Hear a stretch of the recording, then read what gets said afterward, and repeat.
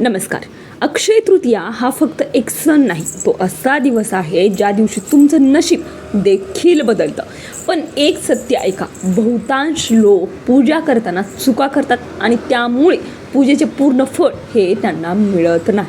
आजच्या या व्हिडिओमध्ये सांगणार आहे अक्षय तृतीयेचं खरं रहस्य, तो एक नैवेद्य आणि अशी एक गोष्ट जी केल्यावर तुमचं पुण्य अगदी अक्षय होणार आहे, अमर होणार आहे. चला तर मग व्हिडिओ जाणून घेऊया. अक्षय म्हणजे कधी न संपणार. हिंदू धर्मात हा दिवस खूप जास्त विशेष मानला जातो. या दिवशी भगवान विष्णू आणि माता लक्ष्मी यांची पूजा केली जाते.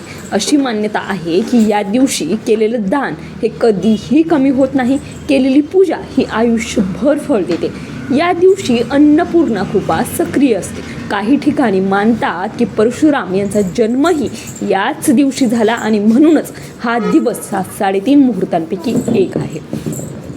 आजच्या काळात लोक काय करतात, फोटो काढणे किंवा पूजा करून मोकळं होणे. तर भावना नसते, ज्ञान नसतं आणि म्हणूनच परिणाम दिसत नाही. त्यामुळे पूजा कशी करायची, योग्य पद्धतीने कशी करायची, चला सांगते. आता योग्य मांडणी कशी, तर सकाळी लवकर उठून स्नान करून स्वच्छ कपडे घाला. स्वच्छ कपडे म्हणजेच पिवळे किंवा पांढरे वस्त्र तुम्हाला घालायचे आहे. आता देवघराची स्वच्छता करायची आहे. पिवळं वस्त्र या दिवशी देवघरावरती अंतरायचं आहे. दिवा लावायचा आहे मुख्यतः पहिले आणि गणपती बाप्पाची प्रथम पूजा करून घ्यायची आहे. त्यानंतर तुम्हाला माता लक्ष्मीची आणि विष्णूंची देखील पूजा करून घ्यायची आहे. आता मेन गोष्ट येते ती म्हणजे नैवेद्य.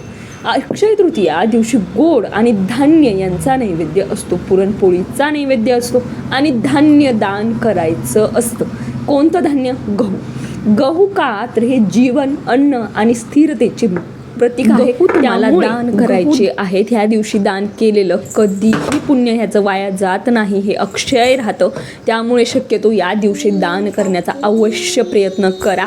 या दिवशी पितरांची पूजा देखील केली जाते, नैवेद्य दाखवला जातो. तर तुम्हाला सांगितल्याप्रमाणे पुरणपोळीचा नैवेद्य असतो आणि तुम्हाला एक गोष्ट दान करायची आणि तो म्हणजे गहू. तर हा व्हिडिओ आवडला तर नक्की लाईक करा, चॅनलला सबस्क्राईब करायला मात्र विसरू नका. धन्यवाद.